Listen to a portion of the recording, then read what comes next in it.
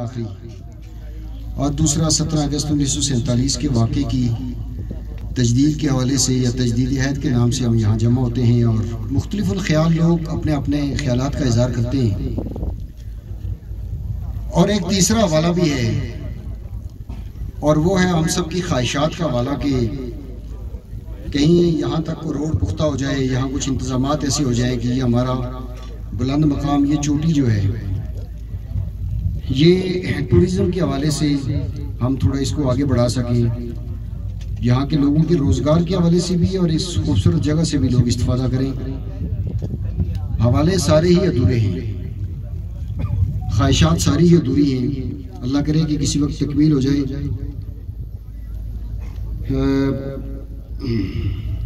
अब शायद माजी की कहानियां कोई नहीं सुनेगा हमारी, और दास्ताने सुनने का और सुनाने का वक्त भी नहीं रहा। मैं ये समझता हूँ कि रियासत जम्मू कश्मीर का केस अगर इसकी 73 साल हिस्ट्री का मुताला किया जाए तो उसे 3 हिस्सों में वाज़ेह तौर पे तकसीम किया जा सकता है। एक सन 1947 से लेकर सन 1971 तक, कि जब इस LOC को LOC कहा जाता था और यहाँ लोगों को आसानी से आने जाने का भी इख्तियार था। बहुत उम्मीदें वाबस्ता थी उस वक्त कि पाकिस्तान और हिंदुस्तान का एक आर्जी कंट्रोल मौजूद है और हम इस कंट्रोल से जान छुड़ा देंगे। लेकिन शिमला एग्रीमेंट के बाद दूसरा जो दौर है उसमें इस LOC को सीज फायर लाइन को लाइन ऑफ कंट्रोल में तब्दील कर लिया गया और महदूद दर्जे में पाकिस्तान और हिंदुस्तान का कंट्रोल दोनों इलाकों पर तस्लीम कर लिया गया। सन 71 से लेकर 2019 तक ये कंट्रोल जारी रहा। इसमें हमारी सारी नस्ल को ये पढ़ाया गया कि काबिज हिंदुस्तान है, पाकिस्तान तो हमारा वकील है और हम उसकी मदद से इंशाअल्लाह हिंदू बनिए से रियासत जम्मू कश्मीर छुड़ा लेंगे। लेकिन जनाबे मेहमानाने गिरामी, 5 अगस्त 2019 के बाद आप माने या ना माने, आपका वकील आपका मुकदमा हार चुका है। और जब कोई वकील मुकदमा हार जाए तो उसके बाद सवाल ये पैदा होता है कि अब वकील ने करना क्या है जिसका मुकदमा है। क्या मुवक्किल भी वकील की पीछ पे जाके मुकदमा हार जाएगा, वो दस्तबरदार हो जाएगा अपने मुकदमे से, या कोई अपील का रास्ता निकालेगा, कोई नई सूरतें निकालेगा, कोई नए रास्ते निकालेगा। 2019 के बाद रियासत जम्मू कश्मीर के वासियों को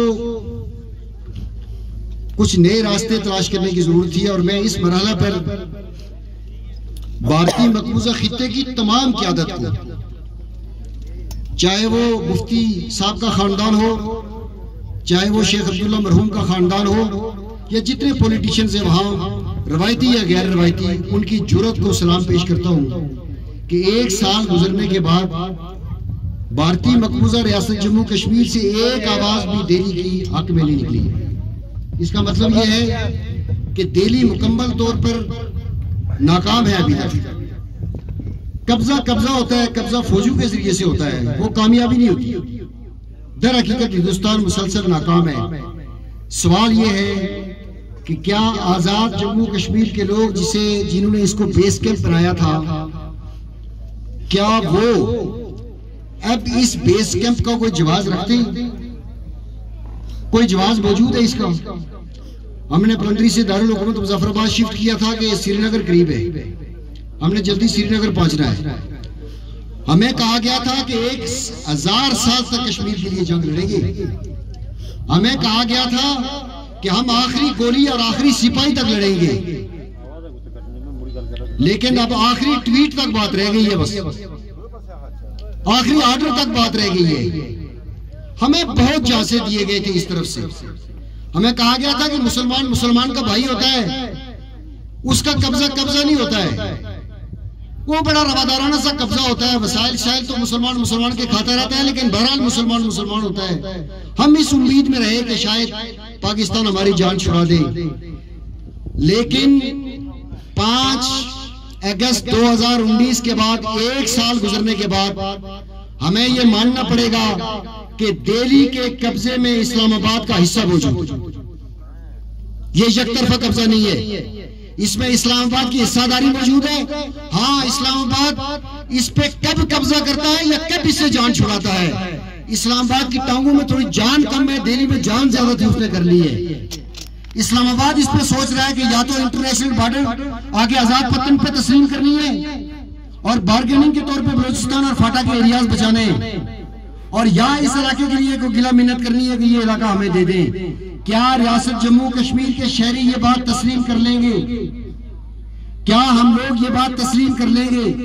और इस वक्त बात लंबी नहीं करूंगा, बहुत लोग नाराज भी हो जाते हैं जिनके सियासी मकासद होते हैं बेचारों के, उनके बहुत सी मजबूरियां होती है, बहुत सी बेड़ियां उनके पाँव में होती हैं, बहुत सी जंजीरों में जकड़े हुए होते हैं, लेकिन हम किसी जंजीर में जकड़े हुए नहीं है। मैं गुजारिश करूंगा कि एक हल कुछ लोगों ने तजवीज किया था, गुजारिश की थी और ये कहा था, और आम लोग मुखातिब हैं, आम लोग मेरे मुखातिब हैं।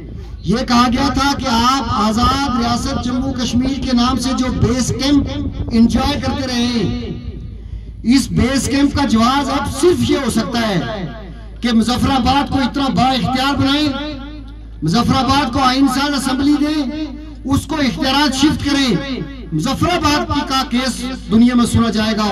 और वजीर आज़म आजाद कश्मीर मुताबिक बार जगह जगह ये बात कह चुके हैं, मैं अप्रिशिएट करता हूँ। वजीर आज़म आजाद कश्मीर ने बड़ी दिलेरी से मुख्तलिफ जगहों में मौक़िफ़ दिया है, लेकिन शायद ये अकेले आदमी के बस की बात नहीं है। वजीर आज़म आजाद कश्मीर की कैबिनेट का कोई आदमी मुझे उसके साथ नहीं लगता है, और ना अपने हल्के का एमएलए और मिनिस्टर उसके साथ लगता है मुझे कि उसका साथ देगा, जिसकी वजह से वो तनहा प्रवास कर रहा है। चुनाचे बात बयानात से आगे नहीं बढ़ सकी, बात गुफ्तगू से आगे नहीं बढ़ सकी, और हम मुकम्मल तौर पर आज तक फेल हैं। वजीर आज़म आजाद कश्मीर के ये अल्फाज थे कि श्रीनगर की माएं दरवाजे खोल खोल के देख रही हैं कि वो आखिरी सिपाही और आखिरी गोली कहाँ है। दोस्तों, स्टेज से होकर ऐलान करना बड़ा आसान है, तमाम जिहाद की पुरानी आयात पढ़ना बड़ा आसान है। मैं कहता हूँ मुजाहिदीन का दरवाजा क्यों बंद कर दिया? मतलब यह है कि ये काम तो जीएचक्यू का था कि वो जिहाद करे, लेकिन जीएचक्यू ने अपने प्राइवेट ट्रूप्स में भी पाबंदी लगा दी और ये कहा गया कि जो उस तरफ जाएगा वो पाकिस्तान का गद्दार होगा। हमने फैसला करना है। इलेक्शन मुहिम की तरफ जा रही है तमाम इलेक्शनरी पार्टीज, शायद हुकूमत आजाद कश्मीर की आइंदा इलेक्शन की तरफ जा रही है। नामालूम इस्लामाबाद की पोजीशन यही हुई तो इस वक्त की हुकूमती पार्टी आइंदा साल में क्या अचीव कर पाएगी। लेकिन सवाल ये पैदा होता है, रोड्स नहीं मिली, एजुकेशन का मसला है, हॉस्पिटल्स का मसला है, इंफ्रास्ट्रक्चर का मसला है, ये सारे वो लोकल मसले जो जुड़े हुए थे मसला रियासत जम्मू कश्मीर के साथ। हमें कहा गया था कुछ भूख नंग बर्दाश्त करें, हम मुल्क हासिल कर लेंगे, उसके बाद बेहतर हो जाएगा। सर, कोई खुद मुख्तारी की बात नहीं है, कोई इलाके पाकिस्तान की बात नहीं है। रियासत जम्मू कश्मीर की वाक़त सबसे बड़ा मसला है, हमारी गैरत का इम्तिहान है। अगर किसी को पाकिस्तान के साथ जाने का शौक है तो कम से कम यार इतने तो लोग गिरो कि आजाद कश्मीर को पाकिस्तान दे दो, पाकिस्तान को आजाद कश्मीर दे दो। तुम तो कहते हो श्रीनगर लेके देंगे, जम्मू लेके देंगे, जरा हिम्मत करो श्रीनगर और जम्मू लेके दे दो ना, पूरी रियासत जम्मू कश्मीर लेके दो ना। कम से कम ये दर्जा है कि रियासत जम्मू कश्मीर की तकसीम पे मोहर तस्दीक सब मत कीजिए। और हमारा ख्याल ये है, मैं अगेन अप्रिशिएट करता हूँ वज़ीर आज़म आजाद कश्मीर ने 14वीं आईनी तरमीम वापस करके अपने लिए हुए इख्तियारात पे अपना हक जिताया है, यकीनन मुबारकबाद के काबिल है। लेकिन मुझे लगता है कि उनके नीचे से जमीन खींची जाएगी, उन्हें तनहा कर दिया जाएगा और कोई ऐसा पपिट यहाँ बैठा दिया जाएगा और पीछे लाइन में लगे हुए लोग जिन्होंने सारी जिंदगी जीएचक्यू की नौकरी नहीं की है, शर्म आनी चाहिए ऐसे लोगों को। मैं कहता हूँ ऐसे लोगों को जूते मारने चाहिए और कभी सामने नहीं आना चाहिए कि जो कम से कम इतना गिर जाए कि जनाब वो नौकरी की खातिर अपना कौमी केस भूल जाए। इसलिए मैं गुजारिश करूंगा दोस्तों, सन 47 से 71 तक हुआ, 71 से 2019 तक का हुआ, हम उम्मीदें लगाए बैठे। कम से कम 2019 के बाद हमें बेदार होकर ये सोचना चाहिए कि ये मसला हमारा है, हमारा वकील मुकम्मल तौर पर नाकाम हो गया है और उसने नाकाम होना भी था बकौल प्राइम मिनिस्टर आजाद कश्मीर के कि इसको आपने जमीनी तनाजा बनाया या इसको मजहबी तनाजा बनाया या इलाकाई तनाजा बनाया। ये ना जमीनी तनाजा था, ना ये इलाकाई तनाजा था, ना ये मजहबी तनाजा था। ये रियासत जम्मू कश्मीर की 2 करोड़ इंसानों के मुस्तकबिल का मसला था, जिसके ऊपर पाकिस्तान ने भी उसी तरह कब्जा किया हुआ है जैसे हिंदुस्तान ने कब्जा किया है। हाँ, इस कब्जे को तमाम करने की पॉलिसियां बन रही हैं। शायद हम लोगों को इस पे सोचना पड़ेगा कि आइंदा इंतखाबात के आने तक क्या सिर्फ इलेक्शन, मुझे नहीं पता इंतखाबात होंगे नहीं होंगे, और मैं 80% की यकीन रखता हूँ कि इंतखाबात आजाद कश्मीर में नहीं होंगे। वैसे वज़ीर आज़म आजाद कश्मीर ने खुद भी कहा हुआ कि मुल्क का आखिरी वज़ीर आज़म है। बड़ी सोच विचार हो रही है इस पे। वज़ीर आज़म की खबर ऐसे नहीं होती, ऐसे नहीं बात करती वज़ीर आज़म में, अवार्ड में नहीं बात कर ली वज़ीर आज़म ने, इसलिए ये खदशा मौजूद है। लिहाजा ये छोटी छोटी बातें, कौन कौन किस कबीले का है, कौन किस फिरके का है, कौन किस मजहब का है, कौन किस इलाके का है, और ये छोटी छोटी चीजें हमें नहीं मिली, इस पे नहीं। हमारा कौमी मसला हमेशा हमेशा के लिए तमाम होने जा रहा है, हमारी बदकिस्मती की वजह से, हमारी नाकामियों की वजह से। इसलिए हमारे लिए सबसे बड़ा इम्तिहान है। इस वक्त अगर इस इम्तिहान का पर्चा हम पास कर ना सके तो फिर शायद हमेशा हमेशा के लिए फेल हो जाएंगे, शायद सप्लीमेंट्री का मौका भी नहीं मिलेगा। वाखिर दावाना अल्हम्दुलिल्लाह रब्बिल आलमीन। बहुत